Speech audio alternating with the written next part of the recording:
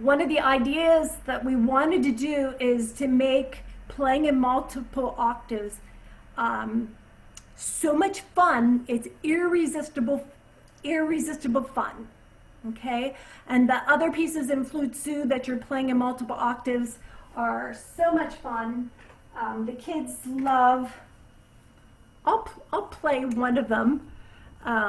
It's just Mary Had a Little Lamb, and we're going to go here.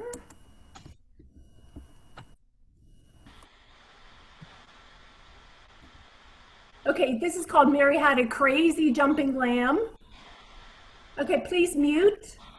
Everybody mute, please. And oh.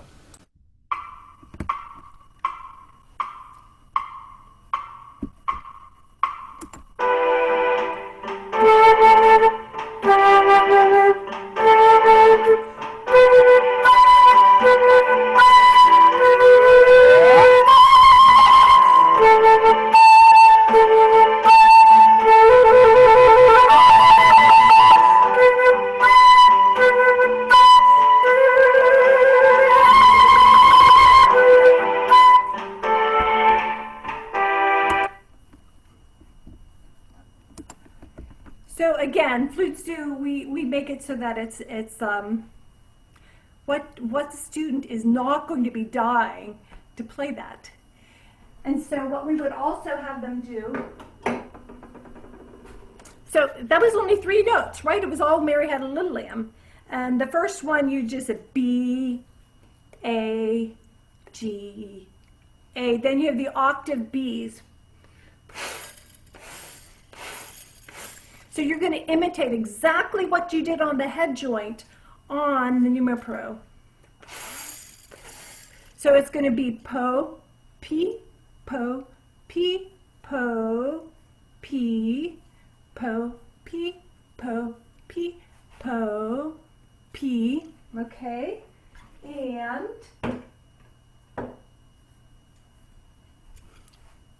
that's so important. Let me show you how we keep. Oh, I'm going to share a little video of a beginner. She's been playing for almost a year, and we're going to go to here and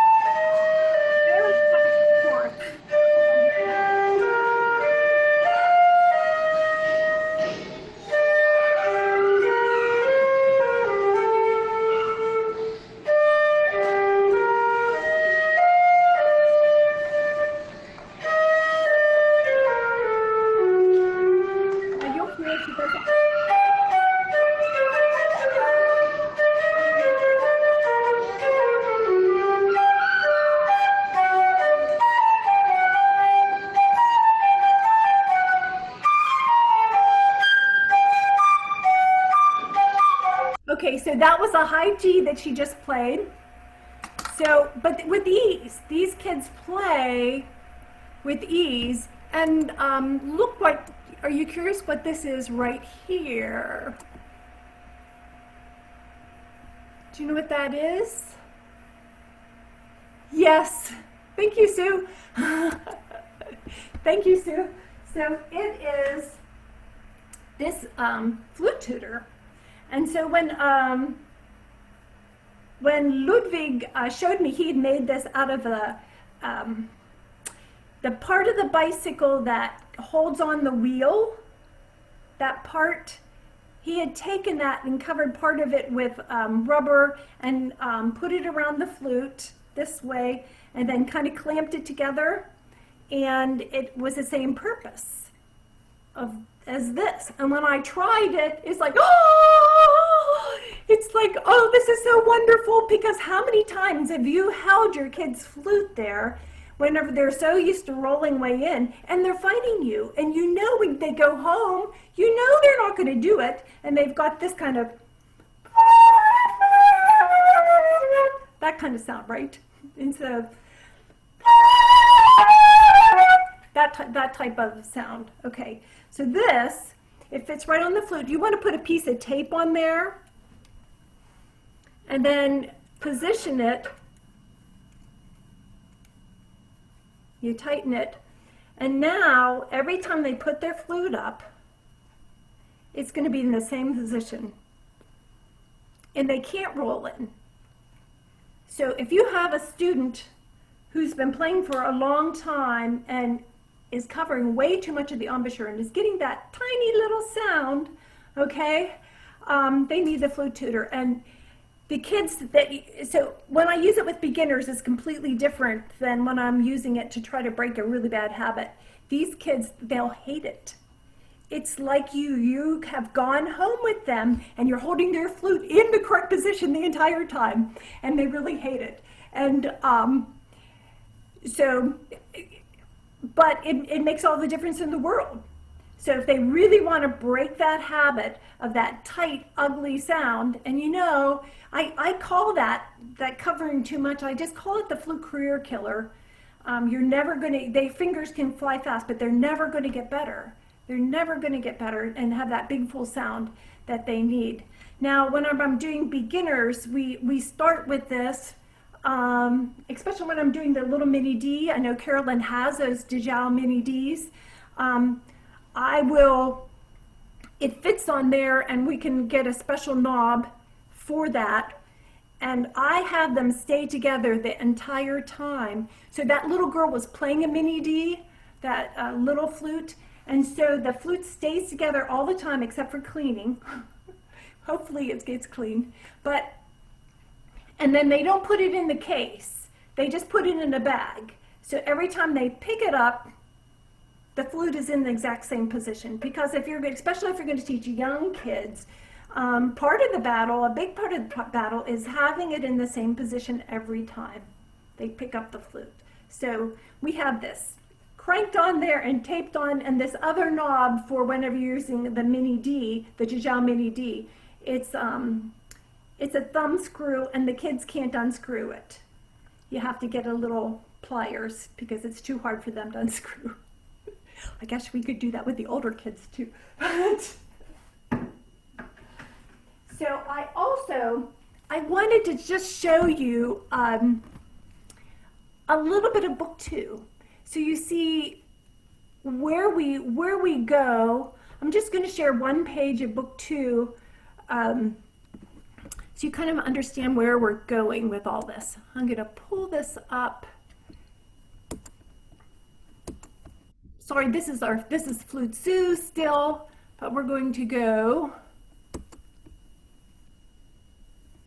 to book 2. So let me just play. First of all, you can see on the chase here, it's jumping all over the place as far as octaves goes. And for the kids that have gone through the books, this is the easiest thing in the world to do. So easy. Okay? In book 2, they started 2-beat rhythms, so dotted, quarter note followed by an eighth, but we don't have time to talk about all the rhythms. I'm going to play some of the accompaniment tracks. Let me go. So you can see or hear. So here's chromatic. Tell me are you still seeing that chromatic, that page? Shake your head yes. I can see Sue. Okay, here's the music for it.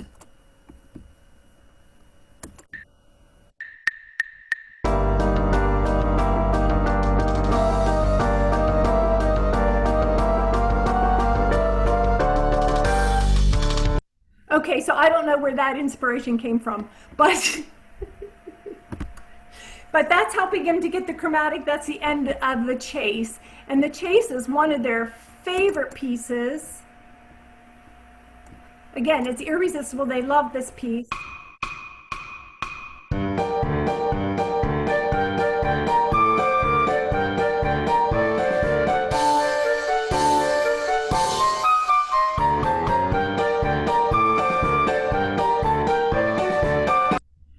Okay, And I'm going to put this away. There we go. All right, and then if we go down, I'm going to clear all of this. So just to give an idea of how we think, this upper part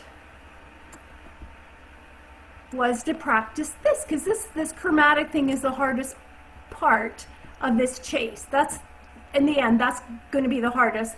So here they have the same thing, but it's kind of a superhero, superpower type thing, which they love. And then if we scroll down, let me clear all these drawings again. If we scroll down, you see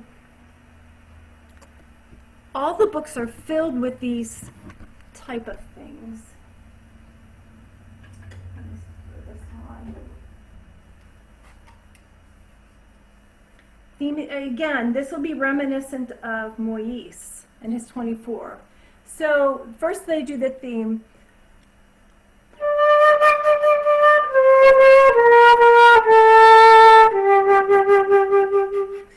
And then they do the variation.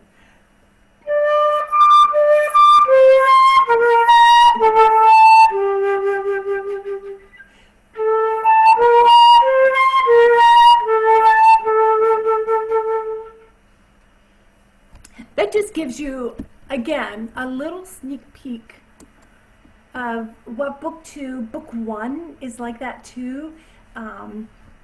I'll share one more thing on one of the books, because again, this is one of the favorites of book 1.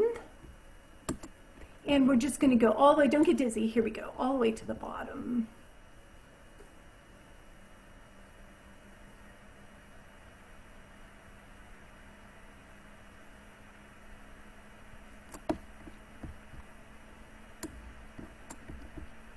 And this sounds difficult for them.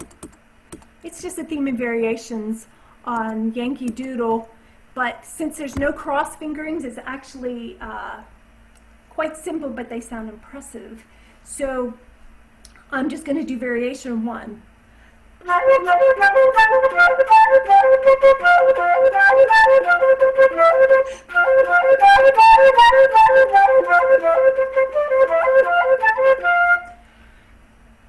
And again, we do all kinds of fun.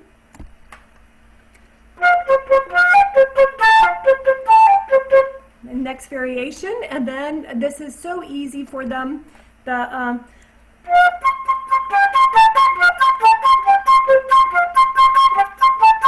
because of how that first lesson, well, depending upon the age.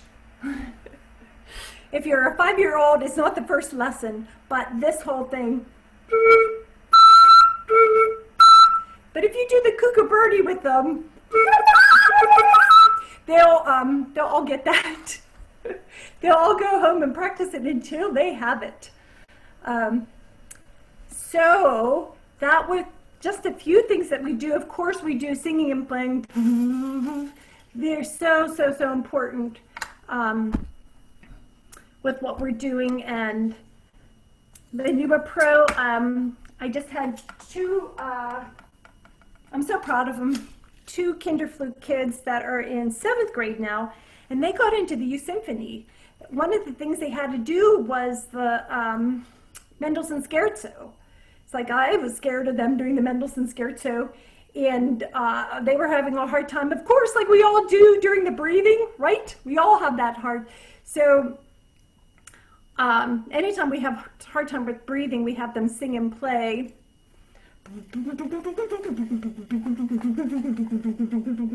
So if you can get the breathing with this while you're singing and playing in the double tonguing, and you keep the fan going, it's going to be super easy. I had the privilege of working with Anneliese from Belgium when I was traveling.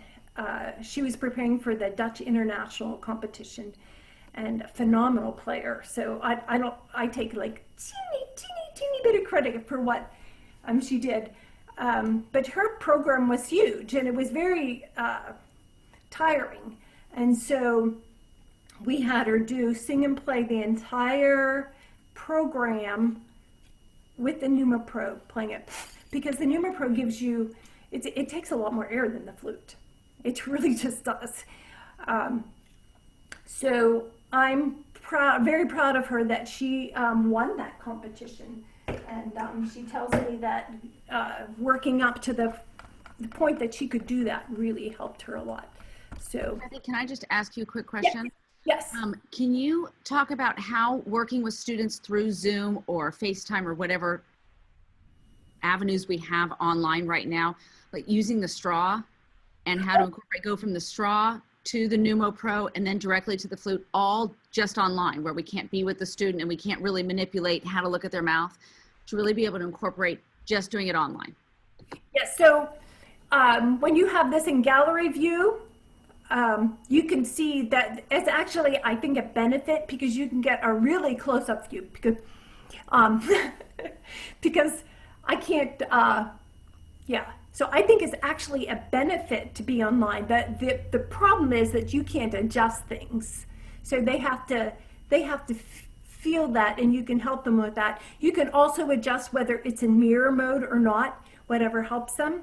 Now this training straw, this is Carolyn, thank you so much, because if they're having any difficulty with these high registers, we take these packing peanuts and blow through this training straw. Now, sometimes people say, oh, I just use this normal straw. No, this is completely different. There's so much resistance on this. And you can just put it up here and pretend that you're blowing.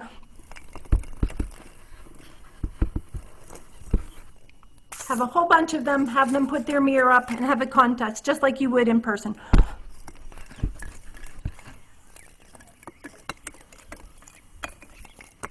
See who can get all theirs off first, okay? You can still have fun competitions, but once they're done with that,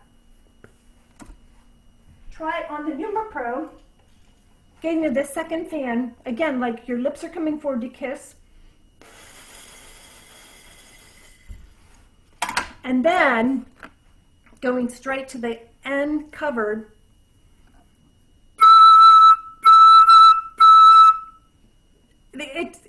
This draw is the easiest thing to help train high notes. It's just super, super easy. Very, very easy. And it's, you know, when I have the group together of teachers and we have a whole bunch of these packing peanuts spread out over a table, okay, and then we divide up on sides, and half the group on one side and half on the other, and we blow. I put on some fun music, and they have to keep blowing until the music is done, and they're all exhausted. But let me tell you, my kids, they would do this every week.